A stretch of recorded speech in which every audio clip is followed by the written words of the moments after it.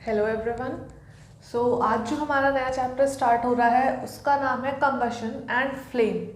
अब कंबशन और फ्लेम का मतलब क्या होता है, सबसे पहले यही समझ लेते हैं। कंबशन एंड फ्लेम, तो जब भी आप कोई चीज़ जलती हुई देखते हैं तो उस प्रोसेस को हम कंबशन कहते हैं। और फ्लेम, जो आप उस जलती हुई चीज़ का एक कैरेक्टरिस्टिक शेप देखते हैं उसको हम फ्लेम बोलते हैं। थोड़ा सा समझ लेते हैं। जैसे कि हमारे घरों में कोई भी फ्यूल ले लिया हमने। अब फ्यूल क्या होता है? एक मटेरियल जो आग को पकड़ सके, और इसको जब हम ऑक्सीजन की प्रेजेंट में जलाएंगे, थोड़ा सा टेम्परेचर बढ़ाएंगे, जलाने का मतलब होता है टेम्परेचर को इंक्रीज करना, तो उसमें से हीट निकलती है। तो एक ये बेसिक सी रिएक्शन हो गई किसी भी फ्यूल के जलने की। तो जैसे कि हम इंडस्ट्री में समझते हैं, इंडस्ट्री सबसे कॉमन फ्यूल जो यूज़ होता है वो होता है like LPG, kerosene, diesel etcetera. और अगर हम अपनी ऑटोमोबाइल्स की बात करें, अपनी गाड़ियों की बात करें, कार्स या फिर स्कूटर्स जो भी हो गई, उसमें सबसे common fuel petrol and diesel हम लोग देखते हैं। Petrol and diesel. और वहीं अगर हम अपने हाउस होल्ड की बात करें, जैसे हम अपने घर में बात करें कि हमारे घर में कोई चूल्हा जल रहा है, तो वो उसका फ्यूल क्या है, वो क्या चीज़ यूज़ कर रहा है हाउस होल्ड प्रोडक्ट्स में। हाउस होल्ड, इसमें जो मोस्ट कॉमन हम यूज़ करते हैं everyday life is LPG, liquefied petroleum gas. और वुड भी यूज़ करते हैं, कोल यूज़ करते हैं, चारकोल यूज़ करते हैं, और ये गैसियस फॉर्म हो गई। और जब हमें लैंप्स जलाने होते हैं तो हम कैरोसिन का यूज़ करते हैं। तो ये हो गए कुछ अलग अलग इंडस्ट्री में यूज़ होने वाले फ्यूल्स। अब यहाँ पर एक चीज़ कॉमन है, जैसे हमने पढ़ा कंबशन।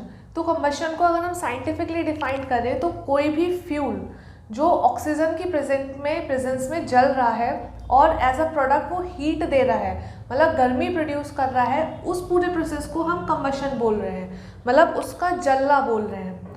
तो और हमने यहाँ पर एक चीज़ कॉमन और देखी, LPG, this is a gas, liquefied petroleum gas. Wood and coal are solids, where is kerosene, petrol, diesel, these are liquids. तो फ्यूल जो है हमारा वो गैसियस हो सकता है, लिक्विड हो सकता है एंड सॉलिड भी हो सकता है। तो fuel can be anything in nature. तो ये चीज़ हमारी इससे क्लियर हो जाती है। अब हम बात करते हैं फ्लेम की। फ्लेम मतलब क्या? जैसे कि हमने कोई भी कैंडल को बर्न करा और हम देखते हैं कि कैंडल की जो विक होती है वो उस पर आगे का शेप कुछ ऐसा होता है, मतलब एक कैरेक्टरिस्टिक शेप होता है उस फायर का भी, तो इसी को ही हम फ्लेम बोलते हैं। अगर ये आपकी कैंडल है तो आपकी ये कैंडल की ये फ्लेम हो जाती है। और कुछ सब्सटेंसेस जो होते हैं, जो भी फ्यूल है, वो कुछ तो फ्लेम के साथ जलते हैं और कुछ बिना फ्लेम के जलते हैं। जैसे कैंडल में हमें फ्लेम दिखता है, लेकिन वहीं अगर हम कोल की बात करें तो कोल में कोई भी फ्लेम नहीं होती, ये सिर्फ गर्म होता है, रेड हॉट हो जाएगा, लेकिन उसमें कोई फ्लेम नहीं होती। तो ये हमारी फ्लेम हो गई कि और fuel with flame and without flame भी जल सकते हैं। एंड अगर हम मैग्नीशियम की बात करें, मैग्नीशियम रिबन ले लिया हमने, एक मैग्नीशियम का पीस ले लिया, और अगर हम इसको ऑक्सीजन की प्रेजेंस में बर्न कर रहे हैं तो ये भी एक फ्लेम के साथ जलेगा। और वहीं अगर हम कोल की बात कर रहे हैं, कोल को ऑक्सीजन की प्रेजेंस में बर्न कर रहे हैं तो वो फ्लेम के साथ नहीं जलेगा। और अगर हम कोल का एग्जाम्पल लिखें, प्लस ऑक्सीजन, तो हमें क्या मिलेगा? CO2 गैस भी मिलेगी, रिलीज होगी, लेकिन इसकी कोई फ्लेम नहीं होगी। इसलिए घर में जब भी कोयला जलता है तो वहाँ पर एक गैस आ जाती है विच इज़ CO2। और यही गैस जितना भी हमारी इंडस्ट्रीज़ में कोल यूज़ हो रहा है और डे टू डे लाइफ में, उसकी वजह से CO2 की जो मात्रा है वो लगातार बढ़ती जा रही है हमारे आसपास के एरियाज़ में। ये हो गया कंबशन एंड फ्लेम के कॉमन एग्जाम्पल्स। और अब हम इसकी थोड़ी डेफिनेशन भी लिख लेते हैं। अब हम देखते हैं कंबशन की डेफिनेशन। कंबशन को अगर हम डिफाइन करें तो हो जाएगा the burning of a substance, the burning of a substance to give heat, to give heat is known as combustion, is known as combustion. और जो कंबशन होता है, अब ये जो सब्सटेंसेस हैं जो जल रहे हैं, अब वो उन सब्सटेंसेस को हम बोलते हैं कंबस्टिबल मटीरियल, कंबस्टिबल मटीरियल या फिर कंबस्टिबल सब्सटेंसेस,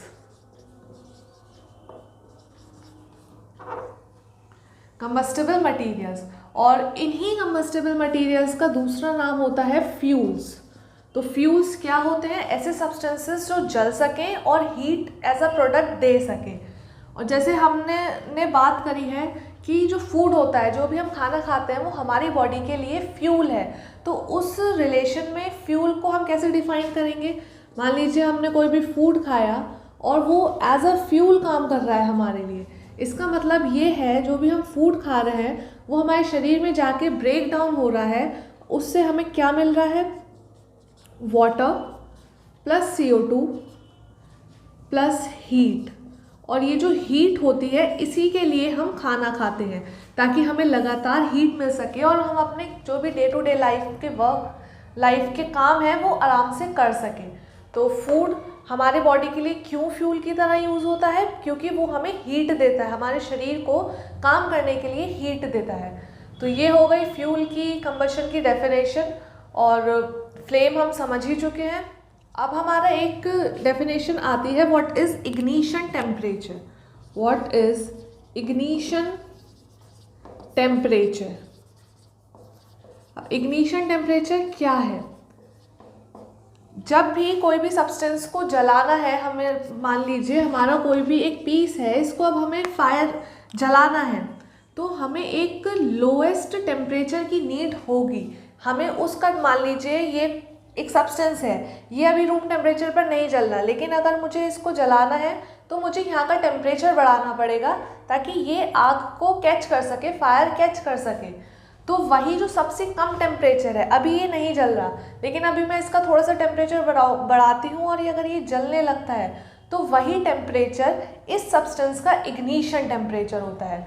मतलब वो टेम्परेचर जिस पे एक सब्सटेंस आग को पकड़ ले, वही उसका इग्निशन टेम्परेचर होता है।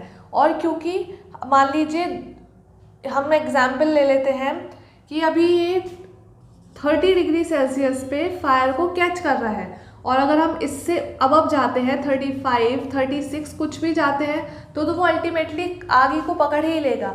लेकिन सबसे लोएस्ट टेम्परेचर जिस पे इस सब्सटेंस ने आग को कैच करा, वही होता है इसका इग्निशन टेम्परेचर। तो अब हम इसको लिख लेते हैं।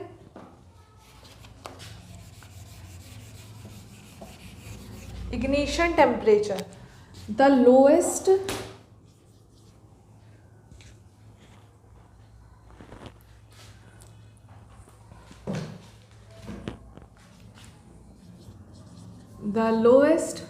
temperature at which the substance या फिर the combustible material catches the fire is known as ignition temperature, is known as ignition temperature, ignition temperature. तो ये हमारा इग्निशन टेम्परेचर हो गया। जैसे आपने एक टर्म सुना होगा फॉरेस्ट फायर। तो फॉरेस्ट फायर क्या होती है और ये कैसे लगती है? एक्चुअली होता ये है, जब जंगलों में गर्मी के समय में जब बहुत ज़्यादा गर्मी पड़ती है, एक्सट्रीम समर्स में टेम्परेचर क्या होता है, नॉर्मल टेम्परेचर से बहुत ऊपर हो जाता है। तब क्या होती हैं, जो सूखी पत्तियाँ जो होती हैं वो, उनका टेम्परेचर भी लगातार बढ़ता जाता है और एक पॉइंट पे आके उनका टेम्परेचर इग्निशन टेम्परेचर पर पहुंच जाता है और वो खुद ब खुद फायर को कैच कर लेती हैं, वो जलने लगती हैं। इसीलिए जो फॉरेस्ट फायर है वो खुद से लगती हैं और बड़े एरियाज़ में भी फैल सकती हैं। इसलिए जैसे ही फॉरेस्ट फायर का पता चलता है, उनको कंट्रोल करने के लिए सब जितने भी कर्मचारी होते हैं वो काम में लग जाते हैं, ताकि जितना जल्दी कंट्रोल हो सकेगा उतनी ही हमारे लिए सिचुएशंस हैंडल करना इजी हो जाएगा। तो ये हो गया फॉरेस्ट फायर। फॉरेस्ट फायर कब लगती है? जब जो सूखी पत्तियाँ, सूखी लकड़ी, टहनियाँ वो अपने इग्निशन टेम्परेचर को टच कर लेती हैं। तो ये हो गया इग्निशन टेम्परेचर। और कंबस्टेबल मटेरियल हमने देख लिया जो जल सके, वही होते हैं नॉन कंबस्टेबल मटेरियल जो जलते नहीं हो, उनका टेम्परेचर कितना बढ़ा दें लेकिन वो नहीं जलें। लाइक स्टोन्स, हम पत्थर को कितना गर्म कर लेंगे लेकिन वो नहीं जलेंगे। स्टोन, ग्लास भी एक लिमिट तक नहीं जलेगा। तो ये होगा combustible and non combustible materials. अब हम समझ लेते हैं अपने कैंडल वाले पोर्शन को। जैसे कि हम फ्लेम को पहले ही पढ़ चुके हैं, तो फ्लेम कौन से सब्सटेंसेस प्रोड्यूस करते हैं? The substances which vaporises gives the flame and the examples are kerosene and candle wax. ऐसे सब्सटेंस जो वेपर फेज में कन्वर्ट हो सकेंगे, सिर्फ और सिर्फ वही सब्सटेंसेस फ्लेम को प्रोड्यूस करेंगे। लाइक केरोसिन या फिर कैंडल वैक्स। आप जब मोमबत्ती जलाते हैं तो जो वैक्स है वो पिघल के वेपर फेज में जा सकता है, इसलिए वो फ्लेम प्रोड्यूस करता है। वही अगर हम कोल की बात करें तो कोल पिघलेगा नहीं और वो वेपर प्रोड्यूस नहीं करेगा, तो इसीलिए वो फ्लेम भी प्रोड्यूस नहीं करेगा। अब हमारा जो एग्जाम्पल हमें पढ़ना है वो है कैंडल का। अब ये एक ऐसा एग्जाम्पल है जो आपको याद होना चाहिए, इसके सारे जोन्स आपको याद होना चाहिए, क्योंकि अगर ये एग्ज़ाम में ये क्वेश्चन आता है तो अच्छा खासा पोर्शन, अच्छे खासे मार्क्स कवर कर लेगा। तो हम इसको समझ लेते हैं डिटेल में।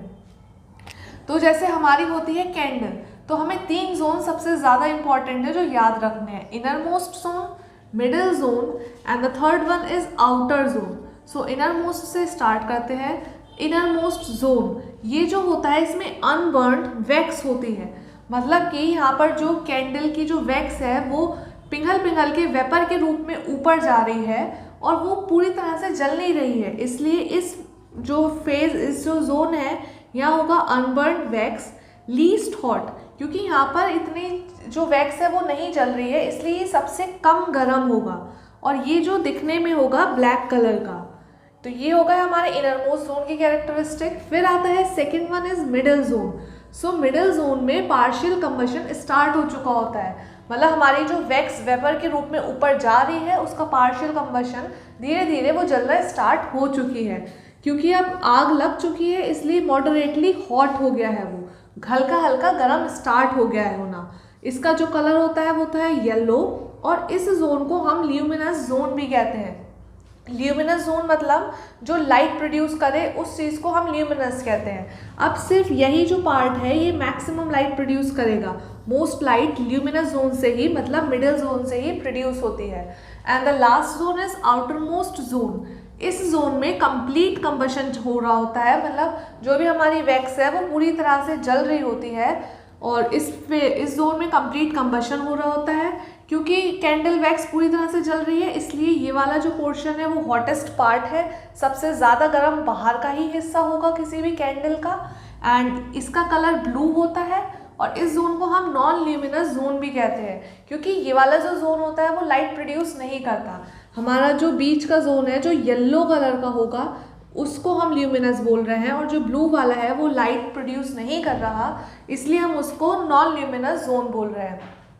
अब जो गोल्ड स्मिथ्स होते हैं, मतलब गोल्ड और सिल्वर के इंस्ट्रूमेंट्स बनाने वाले, ऑर्नामेंट्स बनाने वाले, उनको हम गोल्ड स्मिथ्स बोलते हैं। अब वो क्या करते हैं, जो कैंडल की जो आउटर जोन होता है, ब्लू वाला जोन होता है, उसको ब्लो करते हैं और उसकी मदद से अपनी कोई भी जो ज्वेलरी पीस है सिल्वर या फिर गोल्ड का, उसको पिघलाते हैं।